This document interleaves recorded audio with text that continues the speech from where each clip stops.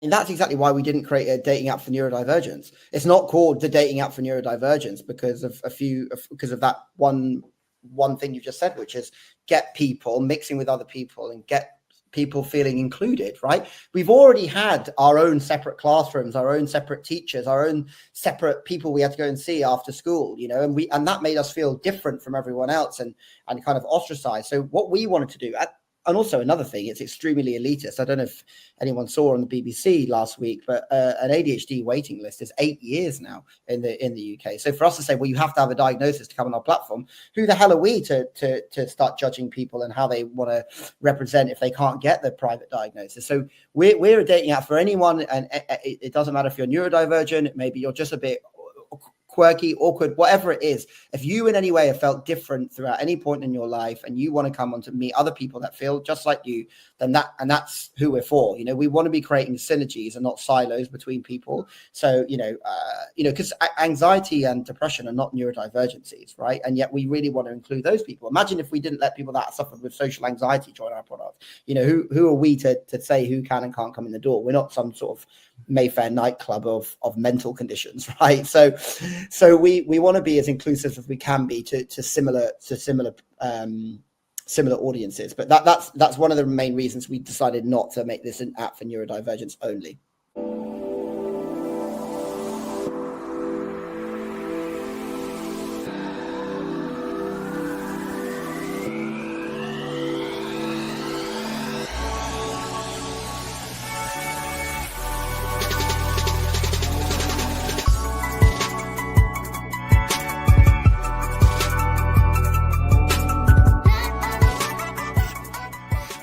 So yeah, my name is Jamie. I'm the founder of Mattr, which is a dating app for the different, with a high emphasis on the neurodivergent and people that struggle with poor mental health. My background for the 13 years prior to starting Mattr was in the advertising and tech industries, and we'll come on to kind of why that's important. But I was working very closely with people like YouTube, Mattr, TikTok, and kind of all the big platforms, and seeing how I felt they were very detrimental to certainly people of our brain types. My journey with neurodiversity started at quite a young age when I was diagnosed as dyslexic. I think I was around 7 or 8. And then with what's called AUDHD, which has seen a huge spike and rise now at 31. So I'm 34 now. So that's three years ago. It was kind of that diagnosis and that real kind of awakening, which I suppose a lot of people that are listening to this have, which led me to found Mattr and create something that was different, unique, and allowed people like myself and millions of others around the world to just be empowered by who they are and not feel that they were going to get penalized by either people on the product or from the product itself. And I will come into a little bit more of the depths of how dating app works and all that kind of stuff. But yeah, that's a quick intro to me and a little bit about my background. That's brilliant, Jamie. Thank you so much, and so many topics there to dive into. I want to kind of just bring you back to kind of the journey. You mentioned kind of that kind of like light bulb moment, but that feeling of the diagnosis of understanding yourself a little bit better. What was that kind of like? Did you say you were diagnosed? What age were you diagnosed with? Because you were diagnosed with, correct me if I'm wrong, dyslexia, and then later on, it was ADHD. Was that correct? Correct. Yeah. What was that kind of journey like? What age are we talking about within these? Yeah. So the dyslexia was quite early on in my life, so around 7 or 8, I think, and it was.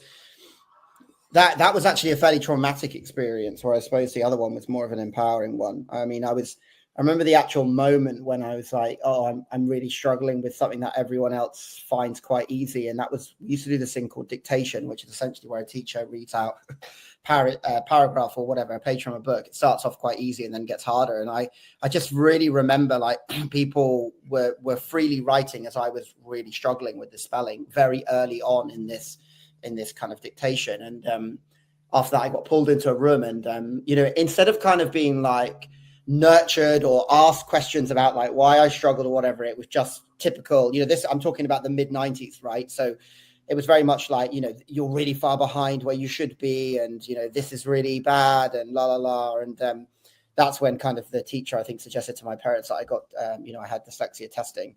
And back then the word neurodivergent wasn't a thing. I mean, the rise of the word neurodivergent, I would say, is really been over the last kind of 4 to 5 years. I suppose it had a smattering before that, but we were just called special needs kids. Do you know what I mean? I suppose anyone of kind of a certain generation will know that. So that's when I started to feel different then, and I started to be treated different. You go in different rooms to do exams. You have special allowances. You get this fancy laptop at uni and those types of things. And then I kind of went through my life having every single symptom of ADHD, but no one really bringing it up to me. Just again, mostly just getting in a lot of trouble or not being able to regulate mood and emotion. And it was only really when I kind of got told, and I think anyone who's got ADHD will feel like this, that they get told they have ADHD before they've got a diagnosis or before they know it themselves by people. They go, have you got ADHD? Or, you talk a lot. You ever got checked out for ADHD? And I tried actually to get diagnosed for ADHD when I was 24. And yeah, it was a bit of a nightmare. I don't know if you want me to go into this story. It's quite. Yeah, there's a couple of things on this side of it. Yeah. And one of the things, like, I remember speaking to lots of people about this, and their the first process they would say is, okay, I'm going to go and speak to the doctor. Yeah. And then they go to the doctor, and then they feel massively, underwhelmed in the sense of the support that was given. And I'm not saying anything against, people. I think it's important if if you have a symptom or you think to yourself that that's the correct route. But I'm not saying, from the experience that I've had and spoken to people, that's not always been at least the first initial conversation. Mm-hmm. But I don't know. Please do share your experiences with this. Yeah, I think going to the doctor with anything that's kind of mental, I'm not too sure. I mean, when we talk about doctor, we're talking about NHS GPs here. It's a little bit like one with a toothache, right? They're not trained in that department. You go and see, if you were having a pain in your molars, you wouldn't go and see your GP. You would go to a dentist, and that's kind of how I feel. Going to the GP for stuff that's going on inside your mind is. So the way that it worked is I went to the doctor. They kind of looked at me like I had two heads, which I probably think would be easier for them to do something about if I did have two heads, rather than if you have any sort of neurodiversity. And they were like, look, you can do this, you can do that. But it was very kind of wishy-washy, and it was, kind of scaremongering with waiting lists. And they kind of just suggested that the best thing you can do is go private. So that's what I did. I asked my mum for the money, and I just was like, look, I'm really struggling with this. Can you please help me out? Like, it's going to make a big difference in my life. And what they do when you get ADHD tested is they make you fill in this huge set of forms. How often do you feel like this? What do you think about this scenario? And then they essentially give the same questions to someone that's known you for your whole life and get them to fill in the same thing. And then they cross-reference them and see how much that matches up, along with psychiatric testing. Now, I did this at home. I think my mum did the other one. And then in typical ADHD fashion, I just put it in an envelope with a second-class stamp on it and posted it back when it probably weighed half a kilo, right?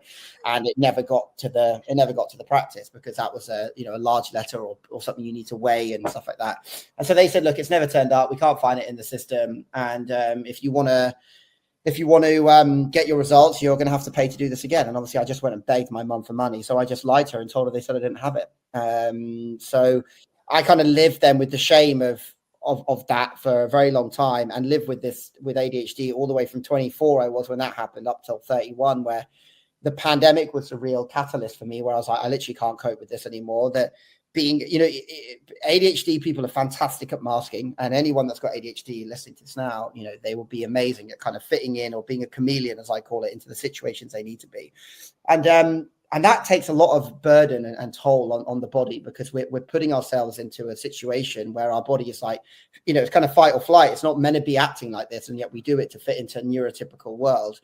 And, a lot of what can help with that is, just stimulation. So, your job, throwing yourself into job, your friends, going out, working out. I used to play football, and then the pandemic happened, and it's like, oh, you're locked in your kitchen, you're on furlough, no gyms are open. And, and then that's when I was like, yeah, the kind of mental health really went down, and I just had to sort this out. And so, yeah, I went private again and paid for paid to have the psychiatry treatment. And yeah, I was diagnosed actually with AUDHD, which is a hybrid of autism and ADHD. So I always kind of make a joke about going in there for one thing and coming out with two. It was kind of like a 2-for-1. So maybe my diagnosis was half price. But yeah, it was a big moment for me. And I always give an analogy. It's like walking around with a backpack that's full of weights, and then someone just removes that backpack, because you feel like a lot of your life made sense, and a lot of the times where you felt you were being unfairly kind of attacked or punished or not understood, and you always knew it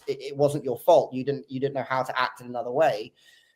That makes a lot of sense, and you kind of think, yeah, it wasn't me doing anything wrong. I didn't mean to do that. It was just how my body was reacting and how my brain is wired up. So I think a lot of people have that kind of awakening when they get the diagnosis. Are you learning to be kinder to yourself since then? For sure. And I think you kind of get this imposter syndrome before you get your diagnosis, where it's like you're reading something, but you don't know if it fully is you, because you haven't been told by someone who has the professionality, the expertise, the knowledge, to be able to tell you, yes, this is that. And I think you learn more about what you're going to be good at, what you're not going to be good at. It's totally, I think ADHD people are very, very good at beating themselves up about stuff that they can't get or grasp. And same with dyslexics as well. I still spell the word believe wrong nearly every single time. Like I write it down. It's just one of these words. I'm just I'm sure you've got some. Social. I cannot spell social. I literally. It's in my email. Yeah, Mattr.social. Yeah. Every single time. I write social, and it just comes underlined. I put the C in the wrong way, or whatever it is. Yeah, there's like 3 or 4 keywords that I use daily, and they're always misspelled. So I used to work with this company called Initiative, and it was just like, I'm like, I would never ever be able to work at this company because it's too difficult. But yeah, sorry, I've gone off topic. So yeah, there's things that we do where we kind of beat ourselves up about doing, but we don't tend to look at the things we do amazing and we do better than neurotypicals, right? And I think that inherent shame of feeling, oh, everything's my fault, or stuff's wrong with me, or why can't I get this simple thing done? How many times has anyone ever dictated a page from a book after me leaving primary school? Never, right? And yeah, I made this whole thing that I would fail in life because I couldn't do this one task. So yeah, I think that's something that neurodivergents do, but we need to start looking at the stuff we do great, and that's a little bit around the kind of concept of what we're trying to do with Mattr. Quick word from our sponsors. Promova are a one-stop solution for all of your language learning needs. Now, we all know how difficult and challenging it can be to learn a new language, especially if you have dyslexia. Now, this is where they're different, because they are the first platform to introduce a dyslexia mode. And I've got to tell you from firsthand experience, this has been an absolute game changer for me, because I've tried to learn languages for many, many years before in different ways. But the fact that they are now making it available and to assist me in certain ways, I can work through these modules with ease. It has been an absolute game changer. Please do check them out. They are used by over 15 million people across the globe. So they are doing incredible work. There is a 50% discount on the premium version in the link below. Please do click on the link and start your learning language journey. Picture this: mastering a new language in just 10 minutes a day. Too good to be true? With Promova, it's a reality. We are a one-stop solution for all your language learning needs. This innovative platform has all the tools to create a unique learning plan based on your goals and interests. With Promova, you can learn languages through bite-sized lessons, anywhere, anytime. Learn vocabulary you'll actually use in real life. Polish your speaking skills and train your ear with audio lessons. Dive into books for full immersion. Need some personalized guidance? Our expert tutors are just one click away, whether you prefer one-on-one or group lessons. Achieve your language learning goals with Promova. Do you find, because you're obviously you run your own business, and that takes that, I'd say a normal job, quote unquote, where kind of 9 to 5 or whatever that kind of the hours kind of looks like. Running your own business, you have to have this certain drive. Do you find certain strategies where you can kind of, I don't say switch off, because I can never imagine you kind of completely switch off. But have you learned to find some coping mechanisms so you're not just working 23 hours a day? I think for me, you're still working on? Yeah, I mean, look, it is tough. It is tough, and I feel like, especially if you've got ADHD and you get hyper fixated on things, and your business is something that I'm hyper fixated on. I can't really remember. I mean, to be honest, I've never really had it in my whole life where I've had a quiet mind. I mean, I only found out the other day that neurotypicals, when they get in bed, their mind doesn't have 100 million things going on in it. They just have like blank quietness. I've never really understood that. Imagine that. I just didn't even know this. I'm talking, this is maybe like 5 or 6 weeks ago, where I saw someone with ADHD and someone with a neurotypical couple, and they were talking about this particular thing. And the neurodiverse person said, I didn't know that people had like blank minds where they don't have things going on in them. So that blank space is normally filled up with things about the business, you know, good things, bad things, how can we improve? You know, when you run a business, you're the most senior and the most junior person in the company at all times. You have to deal with big investors and do the podcasts and make, you know, hiring decisions and stuff like that. But then you literally have to do like, go and print off stickers from the printing shop, you know, get these little things done, do the grafting. You know, when we first started, we used to go outside like ADHD events and things like that and hand out flyers in like freezing cold. Like, you know, we did one on Brixton High Street. It was like -1. You know, I'm meant to be the founder or boss of this company. I'm there like flyering outside. You have to do that, you know, because it's your business, and any problem is kind of up to you to resolve it. The buck stops with you, right? But in terms of how do I get my brain to stop thinking about work at any point, it's sports. So like I said, I play squash, football, gym, and that's kind of like, because I work from home, I make myself do that, because otherwise I would just get up. My commute is 5 steps to the table that I'm working at now, and I would never actually let my brain do anything else, you know. So I think sport is very, very important, and I would, even if you're not into sport, just getting outside and just moving around is it's definitely the best cure, I think, for busy minds. Absolutely great advice there, Jamie. And it is. I do a lot of martial arts. It's not as much as I used to, but I always found that with martial arts, it was brilliant because you could just put your phone to one side, and for 2 hours you were you always start in kind of like a meditative state where you have to kind of, you kind of ground yourself and you get into that kind of mindset, and then for a couple of hours it's just purely you're just there absorbing it all. So that, and football as much as I can in that sense, but it is anything that's kind of that takes that mind and tries to focus. I almost felt whenever I was doing these things like football or martial arts or anything else, I was almost hyper focusing on it, but in a good way. And it did break that normality of because it's so easy to just pick your phone up or answer that email or jump onto this, jump onto that, but you don't realize, how detrimental it could be to just keep getting into that loop.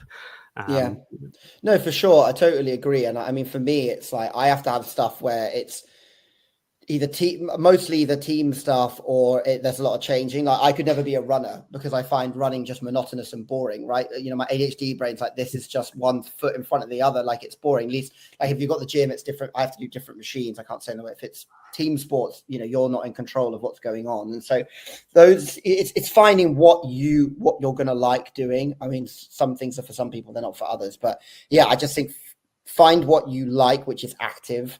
And even if you're not the most active person, there's something. It can be ping pong, it could even be darts, it can be whatever it is, and allow your brain to kind of just react to something else rather than you always pushing it to do something.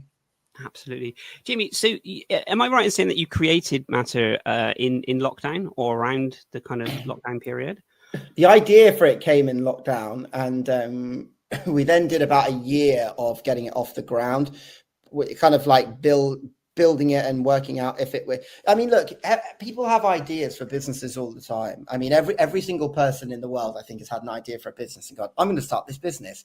And I think entrepreneurs fall into 2 camps. They either fall into the camp of, I want to be an entrepreneur and I'm going to find an idea and I'm going to, and my old housemate, by the way, he's definitely in that category. He's always wanted to be an entrepreneur. He's an entrepreneur now. He runs a very successful marketing business, but he always wanted to be an entrepreneur. Whereas I definitely didn't want to. I didn't have any intention of becoming an entrepreneur the idea came to me.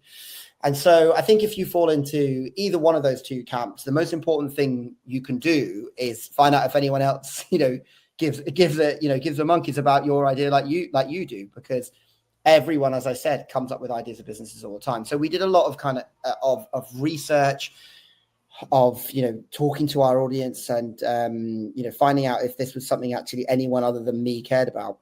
It so happens I'm very lucky in life because my sister's a behavioral scientist, and so having a behavioral scientist as a sister is pretty good when you're trying to come up with businesses, because they understand data and they understand kind of survey writing and all that kind of stuff. But there was one moment where I thought, wow, this is going to work, and that was when we did a survey to ask neurodivergent people. We assessed loads of people: neurodivergents, neurotypicals, racial minorities, sexual minorities. But the neurodivergent one was really the catalyst, because we ran a survey saying we were going to create a dating product for the different. It was completely unincentivized, unpaid, on everything. We paid an influencer to put it up on her Instagram story for 24 hours and say, these guys are trying to create something for us. It takes 5 minutes, fill it in. And I worked in marketing for 13 years, so I know the pain of getting people to do surveys. Admittedly, that a lot of surveys we were doing for any type of product, from glass cleaner to soft drink or cars or whatever, which people aren't that obsessed with, right? But we had nearly 3,000 people fill that survey in 48 hours. Which, by the way, is an obscene amount of numbers. To give you an idea, the government, that if they do polling for the government, they need 1,000 people to get a rough idea of how the UK is going to vote, right? It's 1,000 people. So we had 3 times the amount that polling companies would use to predict elections and all that kind of stuff. So that amount of data, it really does show you, where it lies. And that was the real kind of like, okay, people care about this, especially neurodivergence, especially that target group. I mean, we had one of the pieces of data for that was 96% of neurodivergents out of 3,000 felt that dating apps didn't understand who they were. And it's interesting because there's no dating app that targets neurodivergence or speaks to neurodivergence, and yet there's dating apps for everything: religion, diet, sobriety, fetishes, the lot. So I was quite intrigued because when I knew that kindly you'd agreed to be a guest for us, I started looking into the different types of genres, in the sense of the different dating apps. Literally Googled, and I was amazed, I guess, at how many different, like I said, how many different apps there are out there for this. But it was really interesting when you dive into it and you look from a neurodivergent point of view. There wasn't that, apart from yourself, that was catering for that. So you can from the survey as well, you can definitely see that there is a need there, to be able to help and support. What do you think some of I'm not asking you to share any of the data and stuff like this, but what's the kind of the barriers and that people are finding from a neurodiverse point of view when they're entering into kind of going onto dating apps and that? What kind of problems are they facing? Yeah, I think there's 2 things that we wanted to really address, and this is the big problem for neurodivergence. Is let's take the mainstream dating apps. Okay, let's just take the mainstream ones. Okay, Tinder, Bumble, Hinge, Plenty of Fish, those types of things. There's 2 things that are wrong with them. There's purpose and there's product, right? So from a purpose point of view, they don't promote a safe space of vulnerability or acceptance, right? Because it's so competitive. And there's a theory called the paradox of choice, which is essentially like the more choice you get, the more negative you think about your options. And I give you an analogy of this. If you go to a restaurant and they've got like 50 things to order, you think, how can they cook all this food? It's going to be crap. If you go to a high class restaurant, they have like 4 mains, right? And you think, wow, the quality is going to be good. The chef is taking care of this. The product's going to be good. If you go and see 50 things on a menu, you're like, the food's bad, right? And the food could be amazing. You don't know that, but because you've given so much choice, and these apps give you so much choice, right, that you're overwhelmed with like everything that's going on. I mean, Tinder's essentially unlimited if you live in a city. If you put in, I'll date anyone from 25 to 45, and I live in London, and I'll go 20, 30 miles for a day. I mean, that's hundreds of thousands of people that you could potentially be swiping through. So from a neurodivergent point of view, one, they're not creating an environment where you can be vulnerable because it's so competitive that everyone's trying to be perfect, right? Everyone's being perfect because you're one of hundreds of thousands on those products. And the second side of things is that whole system of swiping, competitiveness is completely overwhelming and draining on your mental health. If you've got ADHD, that can be dangerous for a couple of reasons. One, it can make you have burnout because you just won't stop, right? You'll just keep swiping, especially during the pandemic. You're just there like, I've got nothing to do today. So now, because they're monetized so heavy, and you run out of your likes and you run out of your super swipes and all this type of stuff, it can lead you into a financial problems. So neurodivergent people can go into a space which isn't welcoming to them, that has a whole audience of people that are hyper competitive, that don't understand them, with a product that can really damage their mental health, which can be overwhelming, and then they can come out of it 50 quid, 20, £100 lighter, because they're just in this hamster wheel. And I think, this is my opinion. There's no study on this. I feel, as an ex-user of dating and someone that worked very, very closely with the social media platforms, I feel that dating apps are by far the biggest dopamine roller coaster of any product, because you're getting validation from someone which says, I like you, I think you're attractive, I like your profile. And if you've got, dopamine regulation problems like I do, you're just going to go bang, it's going to go straight up like that. It's going to be like when you shoot up in a roller coaster. But then you start talking, they start slowing down on the replies, they don't want to meet up with you, it's coming down and down and down and down and down. And then you're regulating your mood. It's so difficult on these products. So that's why we went into that market, where I was like, look, this has to change. I couldn't find anything that was, like I said, there's one app in America called Hickey. It's only for people with autism, right? It's not like a whole neurodivergent umbrella. I couldn't find anything out there where, it wasn't just I was looking for something about neurodiversity. I was looking for people talking about what's going on in their mind. And you would think like that would be a huge thing, especially during the pandemic, when you've seen so many people lose their jobs, people dying, mental health, starved of close friendships. You think something would be there, but there wasn't. And so I thought, well, and this is kind of crazy, I was like, well, let's do it then. Let's create that product.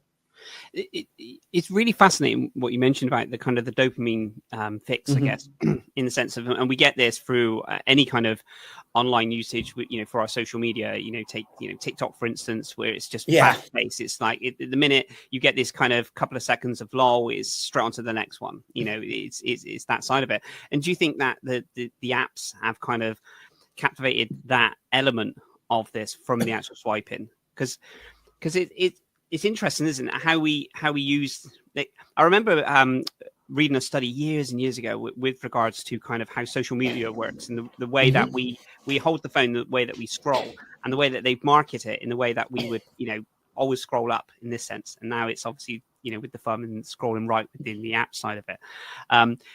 Do you think there's a lot of psychology that goes into these apps? 100%, to make sure that someone has that continuous, especially when we're talking about money involved as well. To like the psychology side of it there must have been huge amounts of work that's gone into it from these big global kind of other apps. Yeah, I mean, I don't think it. I know it. I mean, I worked in the industry for 13 years, so I can tell you firsthand, as someone that worked there, that's exactly what they do, because everything's done on what we call. If you go and sit in a room with a big social media company or a dating app company, they talk about something called engagement, right? It's how engaged you are, the monthly, or activity or engagement. They'll say it like, how monthly active users, daily active users, you can change the word active to addicted, and it means exactly the same thing, monthly addicted users. And what are our addiction rates this month? You can just change that A from active to addicted, because it means essentially the same thing. How do we get these numbers of active users, addicted users up? And that is by keeping you in a perpetual cycle of what's behind the next door. And that's the same with dating as it is on TikTok. TikTok is fantastic at being like, oh my, you don't have a clue, right? It could be 1 minute it's how do you cook the most amazing carbonara, to the next slide, the next video is here's a UFO sighting. Do you know what I mean? And that kind of, I have no idea what's going on. And what's happening is the algorithm is always working out what you like, what you're engaged in, what your dwell time is, what you're liking, what you're following, what you're commenting on. And then it's building up this customer profile while also chucking in random ones to keep you like going. Because if let's say you're really into sports cars, and every single video of sports cars, you'll get bored, because you're like, oh, where's the thing about how the pyramids are made, or whatever it is. And that's how they keep you going. So, and when you chuck in monetization into that, so obviously TikTok is free to use, but if you've noticed now, if you're a TikTok user, there's far more ads on TikTok than there is on, on anything else. And that's how they make their money, is through ads, but also through e-commerce, right? So, people who are, masquerading as influencers or whatever, who are selling products on there, and then TikTok are taking a commission because it goes through their back end and they get money out of it that way. And so that's what they need to do. They need that. If no one's using their product all the time, they're not making any ad content, and they're not selling any products, and they don't really have a business. Now, if we look at dating, it's exactly the same thing. They want you to think what's behind the next door, keep you swiping. So, as a business, we thought, well, how do we create a product which is going to be ethical? It's not going to damage the mental health of our users, but also it's going to make us money because we're not a charity. And that's where you have to have ingenuity. You have to think outside the box, So right now we give you 6 people a day that we handpick for you, and we tell you why we've matched you with them. Okay. So it says, like, let's say that I see your profile, right, Darren? It's going to say, Darren likes X, Y, and Z. You like X, Y, and Z, and we think you two should go on a date because of, cocktails, sports, martial arts, or whatever the categories are. Okay. So how do we then thought to ourselves, well, how do we extend this customer journey? Because the number one thing people think about dating apps from every target group is they're overwhelming. And that's neurotypicals and neurodiverse alike. They feel dating apps are overwhelming. There's too much choice and they provide no value. The business model of a dating app is to provide you with chance, not value, right? So you buy a premium subscription to Tinder or Bumble. They're not promising you're going to get 12 matches a month or whatever it is, because they can't. It's a double-sided marketplace. It means that you have to match with me, I have to match with you, and then we can facilitate a conversation. But you can have the best profile in the world. If no one wants to match with you, it means nothing, right? So you're paying for chance. You don't pay for value. And dating apps are one of the only products in the world where the better their product is, the more customers they lose. Because if they're matching everyone up with their perfect matches every 5 seconds, that means that they're losing their customers, right? So we thought to ourselves, and that's called churn, by the way. And you can have positive churn where everyone goes around and tells everyone we met on Hinge, we met on Tinder, we met on Bumble. And so you're getting that brand recognition. But we then thought to ourselves, okay, so how can we provide value, slow down churn, and create a better experience for all the users while still making money? And so we've done what we think is really revolutionary, which is extend the customer journey to help you with the actual dating and help you getting ready for dates, but also going on the dates. So within our product, you have access to relationship coaching, relationship therapists, people that will help you build your profile. We have specific ND ones in there as well. We have bars and restaurants. We have experiences, museums, crazy golf. We have loads of cosmetic sections so you can get ready for dates. We have hair care, soap, all everything that can help you with your dating life. And that's all in there with the discount. So the user, we're unmonetized at the minute, right? Because we're an early stage business. So everything's free, by the way, at the minute. It won't be in the future. So this is your chance to go and get some of these things for free. So all of those products are discounted, 20% off, 30% off, 2 for 1s, and they're exclusive discounts to us. You can't get them anywhere else. So we're helping you with your dating game, and we're always providing you value. Let's say you don't get any matches 1 month. Okay, great. But that's a relationship coach. Why don't you go and speak to them and ask them why that is? Why don't you have a look at your profile, with that person? So we're always trying to help the user. And it makes the whole thing less overwhelming because this isn't built into the product yet, but it's actually going to be able to create the dates for you in the future. So let's say you and I we've put cocktails as one of our things. We have a cocktail making class and a cocktail bar on the product. So we can actually bring you that date. You'll be able to book it on platform. So everything we've done there is talking to the users. I think a lot of people just, they don't do enough research with what people actually want and how do you make your product different and better. You think, okay, everyone's doing swiping. We're going to do neurodivergent swiping. It would have been easy for us to go we're just going to make it out for neurodivergence and we make it swiping. But we thought, no, let's make something a bit different. Our whole mantra is date different. So we should be the ones doing it as well. Absolutely. And I love those, how so much has gone into it, in the sense of the pre-preparation for, for the wellness of the person. Because when we're looking at someone that is, everyone's journey is different from why they've downloaded the app and they're going on to this. They could be just coming out of a relationship. They could be, there's so many different things. They could be new to relationships. There's so many different, pinpoints of their life. And again, it could be for looking after that kind of mental wellness on that side of it. And if we're looking from a neurodiverse point of view, the overwhelming side of it, of trying to deal with that as we talk about so many different things going on in our minds, Mm-hmm. we're trying to deal with that situation and then learn something new and then meet someone in this side of it. And I guess, having all of those different attributes to kind of help and guide on that journey. I noticed as well on one of the great things on your side, you have is it an honesty box? Yeah. Could you tell us a little bit? I was really intrigued by this side of it, because it really, I thought how amazing just be able to put that on there where you can tell what. Well, I'll let you tell our listeners about it. Yeah, so actually it's interesting. So we developed the honesty box 18 months ago, and a huge report just came out by Plenty of Fish, who are owned by Mattr Group, who are the big dating conglomerate, which said 93% of people, the number one thing they look for in a partner is emotional vulnerability. Right. So they've done this huge study with all these people, massive company, and they've said that 93% of people are looking for emotional vulnerability. And I mean, we could have told you that 18 months ago when we developed Honesty Box. So we're way ahead of what these massive companies are doing, because I suppose they don't want to fiddle around with their business models. But essentially, Honesty Box is two boxes. One that's like you'll love, and this is a chance for you to be unashamedly, shout about yourself, blow your trumpet. And it can be something like a skill that, like I'm great at tennis, or I'm a black belt in karate, or whatever. Or it could be something really intrinsic, which is I'm really empathetic, I'm a great listener, or, I'm a real go-getter type of person. And I feel like people don't want to sing their own praises, right? But we give you this chance and we make you do that first. So you're like, okay, great. Like I can do this. I can write this. And it gives you a bit more confidence to do the second box, which is you're going to need to know this. So we don't write, this is a negative, this is something bad, but it's going to say, you're going to need to know this. And look, you don't have to you can put anything in here as deep as you want to make it, right? We read, I've read some of them that are like, quite hard hitting, where it's like, I have this condition, you better read up on it before you go on a date with me, like that type of stuff. And we give you the chance to do that. But it could just be like, my timekeeping is absolutely terrible. Please tell me the date's 15 minutes, earlier than it actually is. I might be there on time. But we make everyone do this kind of like, here's where, and it's kind of like a trade-off, right? So you say like, okay, if you find something that you're like, okay, I'm not really sure about the negative one. Oh, but that's offset by this positive one, or whatever it is. I'm very good at timekeeping. I think my ADHD autism stuff fights with each other, and I'm really glad that the autism wins in the timekeeping one, because autistic people, they like routines, they like to be on time, so I'm very a good timekeeper. My partner is not. That's definitely her worst quality, I would say, is timekeeping. But because I'm good at it, I don't mind helping her and doing that stuff. So there's this thing called helpers high. So essentially, helpers high is when you help someone, you get dopamine from it, and we try and promote that a lot through the product. So it's like when you help someone with a buggy down the stairs at the tube station, you feel good about it. You've done something good to help someone that needed you, and without you, that would have been in a difficult situation.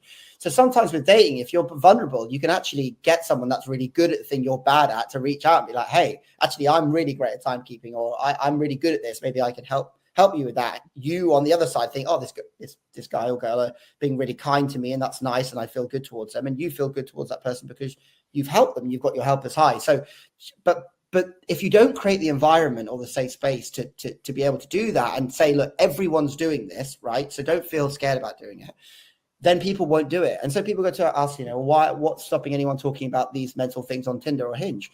Well, they can if they want, but they're not gonna be in a safe space to do so. They're not gonna have people that are going to understand what it is that they're talking about. So that's why we have the honesty box, and I'm glad you brought it up, because it's one of my favorite, if not my favorite feature.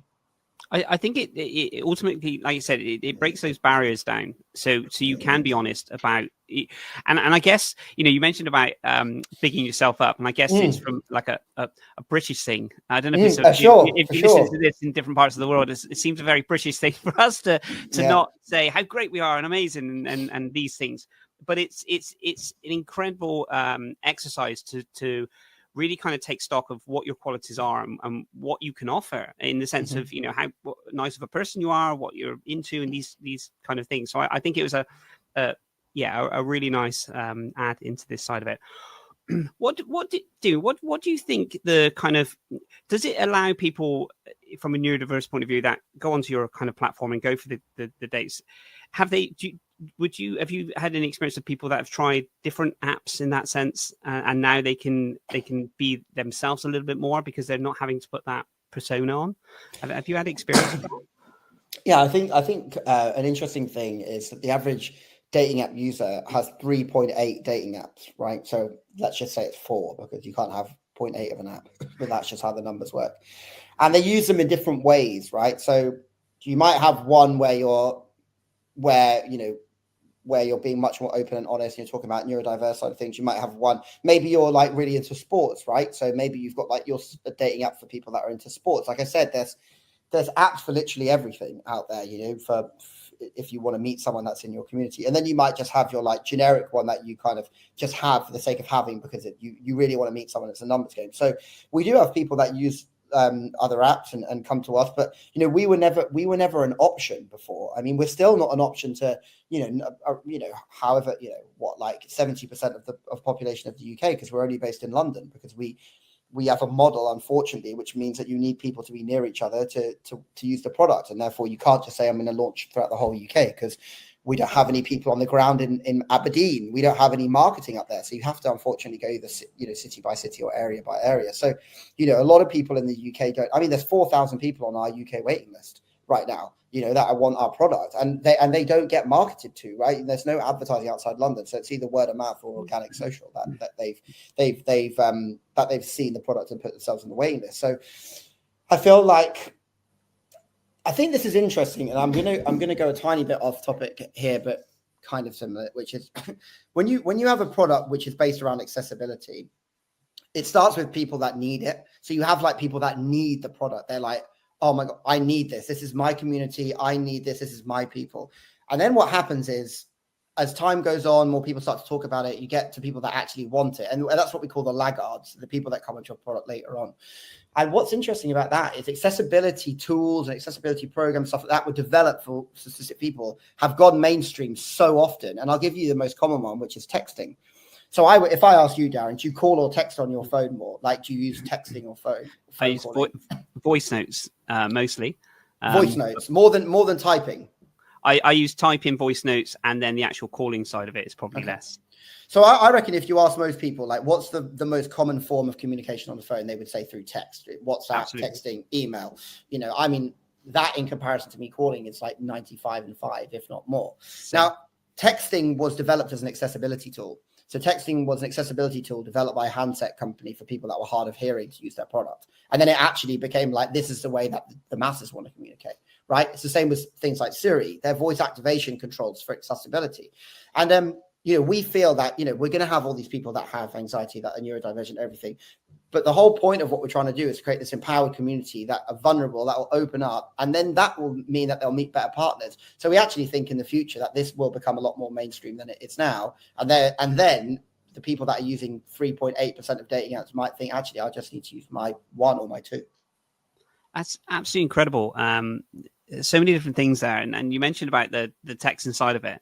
I wouldn't have even thought of it as an accessibility side of it, but it's like those kind of, you see those memes, don't you, where someone as you get that Teams call noise, someone's like, oh my goodness, someone's trying to call me, and you're like, so I guess as a generation now we have just been, I'll just shoot a quick message off. And even, I mentioned voice notes purely if I'm out and about, then I'll send the voice notes. The thing I guess I find that I don't think we've evolved too much is the email, because it's really, I always find with emails is that you almost have this persona on an email that you don't necessarily on a text. But I think they're important because they send documents and they're for the importance. But it's that level of importance of an email. It's, even using terminology like kind regards, best wishes. You wouldn't necessarily use this. Hope this finds you well. Yeah. Yeah. Hope this finds you well. And in a WhatsApp side of it.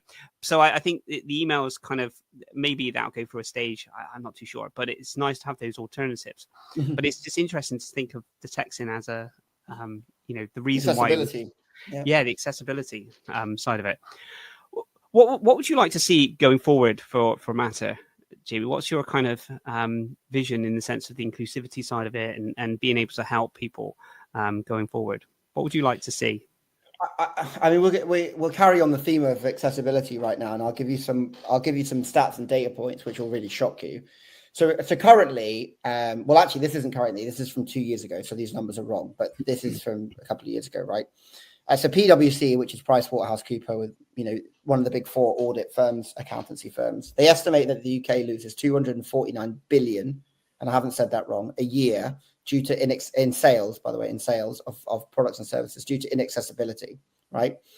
I wrote something the other day when the government changed over, and I said, hey, Keir Starmer, Labour Party, if you want some tax receipts, then why don't you start making stuff more accessible? 75% of people will use a product that is more accessible if they need it. That's people that need the accessibility. And actually 42% of people that don't need accessibility would rather use a product that has accessibility because it's helping other people use the product. So, we are 1% of accessibility in everything, and for instance, there's certain websites I just won't use. Like anything that's made by Reach own the Mirror and things like that. Their websites are just so disgusting and overwhelming, and I can't navigate them that I just won't click on one of their links. Like, you are just losing. You want to serve me ads and make money, like you can't, because I'm just, I'm not going to click on any of your links because they're inaccessible to me. And so we really want to, our industry is worth around 28 billion. Or forecast to be 28 billion, I think, in a couple of years. So if we can be the market leader in our industry for accessibility, we can start chipping away at that number. That's really what I want to do. And we've actually just pitched the government grant company, which is called Innovate. So they fund startups and businesses like that are trying to do different things, and we've actually pitched them a whole strategy for the most accessible dating product with AI that's going to have prompt readers in there where you can have bionic reading if you're dyslexic, so it can help change the text around. So it's going to just create this amazing environment for people that need the accessibility, and obviously no one's doing that, right? And so we want to really change the game from accessibility from our point of view, and we want to get the product all throughout as far as we can get it. Look, we have people in America on our waiting list, and how the hell have they ever heard about us? I mean, like, we don't market over there. It's probably organic, social, or word of mouth. So we understand this product is needed far and wide. Right now we're constrained due to how much we're in an investment round at the minute. We're nearly done on that, thank goodness, because it's been taking up a lot of my time, but we're nearly done on that, 80%. But we need this money to keep the wheels moving and to get this product out there, because we're at the tip of the iceberg on what we can do. Dating is so important, because I think when you talk to people about running a dating app, they just automatically revert to Tinder, and they think hookups, and they think low value, right? And they don't understand that what we're trying to do is we're trying to help people be happier. We're trying to combat loneliness. I mean, loneliness is a bigger killer of young people than diabetes and obesity, right? And yet our product is trying to resolve that. People in relationships are on average 25% happier just by being in a relationship than they are if they were on their own. So, we're not, I don't ask people to invest in a dating app. I ask people to invest in other people's happiness. So, this isn't a product which I look at and think, oh, this is kind of some low rent hookup thing. That's not what we're doing. We're here to facilitate connection for some of the people that have been the most ostracized, most, misunderstood and left out for, of these types of things since they were children. It's a building up of trauma, for all this time, through exclusion exclusion from the classroom, to do exams in different rooms, not fitting in with your peer groups. Why are these people not allowed to be in love and have relationships just like everyone else? So that's what we're trying to do, and that's kind of the aim of the game for Mattr, is to get this out throughout the UK and then hit up the US and the EU. You mentioned about loneliness, and that is absolutely massive for all the age gap in that sense. But the isolation side of it is massive as well. Purely, you touched on the fact of being put in separate classrooms, and then all these different things, and I've experienced that firsthand. And I think anything that we can do to kind of combat that, to actually not even like create a level playing field, but just actually make someone feel that they are worthy, worth something, is as my blessing every single time. Well, I think that's a really, that's exactly why we didn't create a dating app for neurodivergence. It's not called the dating app for neurodivergence because of that one thing you just said, which is get people mixing with other people and get people feeling included, right? We've already had our own separate classrooms, our own separate teachers, our own separate people we had to go and see after school, and that made us feel different from everyone else and kind of ostracized. So what we wanted to do, also another thing, it's extremely elitist. I don't know if anyone saw on the BBC last week, but an ADHD waiting list is 8 years now in the UK. So for us to say, well, you have to have a diagnosis to come on our platform, who the hell are we to start judging people and how they want to represent if they can't get the private diagnosis? So we're a dating app for anyone, and it doesn't matter if you're neurodivergent, maybe you're just a bit quirky, awkward, whatever it is. If you in any way have felt different throughout any point in your life and you want to come on to meet other people that feel just like you, then that's who we're for. You know, we want to be creating synergies and not silos between people. So, because anxiety and depression are not neurodivergencies, right? And yet we really want to include those people. Imagine if we didn't let people that suffer with social anxiety join our product. You know, who are we to say who can and can't come in the door? We're not some sort of Mayfair nightclub of mental conditions, right? So we want to be as inclusive as we can be to similar audiences. But that's one of the main reasons we decided not to make this an app for neurodivergence only. And I think that inclusivity side of it is second to none, Jamie. Jamie, we've come to the end of our time, and I cannot thank you enough for one, what you're doing for the community, and all of your expertise and experience that you're bringing in, and sharing your lived experience in this, and I'm sure it's helped massively to be able to to make this go. And I honestly wish you the very best. Just to thank you as well, Darren, for inviting me on here, and allowing me to kind of tell a bit of my story and the business as well. So thank you.